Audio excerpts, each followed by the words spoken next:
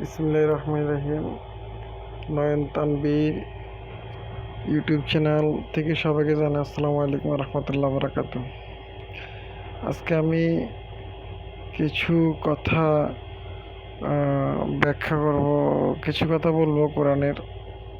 যেমন সূরা বাকারার মাধ্যমে 2 নম্বর আয়াতে আমি কিছু অনুবাদগুলো আমার খুব ভালো লেগেছে, আমি এগুলো আপনাদের মাঝে শেয়ার করতে চাই। যেমন হচ্ছে যে কি, আপনি না দেখে বিশ্বাস করা, এটা হচ্ছে ইমানের মজবুত। ইমানকে মজবুত করা, খাঁটি করার জন্য না দেখে বিশ্বাস করাই ইসলামের একটা শক্তি। যেমন আপনি পৃথিবীর মাঝে না দেখে বিশ্বাস করবেন কি, যেটা প্রথম হচ্ছে আল্লাহ সুবহানাহু ওয়া তাআলা, দ্বিতীয় হচ্ছে মনে করেন যে কি জান্নাত, জাহান্নাম এবং আখিরাত। এগুলা না দেখে বিশ্বাস করা, এগুলো জ্ঞান, আপনি ইন্দ্রিয় জ্ঞানগুলো আপনি অর্জন করতে পারবেন না। এগুলো না দেখে বিশ্বাস করার নামই হচ্ছে ইসলাম। আর ইসলামটা হচ্ছে দেখি আপনার মজবুত জ্ঞানের একটি অংশ। আপনি এইগুলা কিন্তু আপনি আখিরাত থেকে বিশ্বাস করবেন, আপনি পুনরায় জীবিত হবেন, এগুলো হচ্ছে দেখি আপনি না দেখে বিশ্বাস করা। এই গায়েবীগুলো মানে গায়েবকে বিশ্বাস করা, গায়েব আছে এবং গায়েবকে বিশ্বাস করা হচ্ছে দেখি ইসলামের সর্বশক্তি এবং সর্বশক্তিমান আল্লাহ পাক সুবহানাহু রাব্বুল আলামিনকে বিশ্বাস করা হচ্ছে দেখি সেই ইসলামের একটি শান্তি, একটা শক্তি।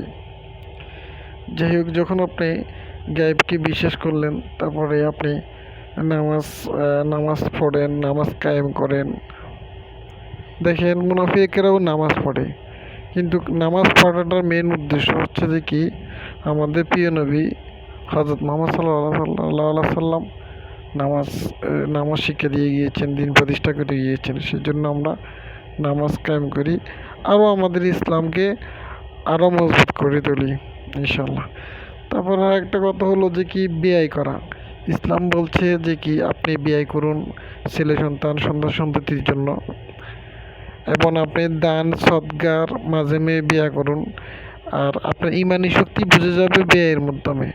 যেমন আপনি অনেক টাকা মালিক হয়েছেন, কিন্তু আপনি ব্যয় করতেছেন না। আপনি অযথা কোনো কাজে ব্যয় করা যাবে না, কিন্তু ব্যয়টা হচ্ছে দেখি যেমন আপনার দান সদগার মাধ্যমেই পড়ে। আল্লাহ আপনাকে যে রিজিক দিয়েছেন সেটিকে আপনি অবশ্যই ব্যয় করতে পারেন। তখন আপনি বুঝে যাবে আপনি কতটুকু কৃপণতা, কতটুকু আপনার মন মনের শক্তি কতটুকু, তখন বুঝে যাবে। তো আসলে গায়েবকে বিশ্বাস করা, আল্লাহকে বিশ্বাস করা এবং নামাজ কায়েম করা, নামাজ পড়া, নবীকে বিশ্বাস করা এবং ব্যয়, সন্তান সন্ততির জন্য ব্যয় করা, এগুলো হচ্ছে দেখি ইসলামের একটি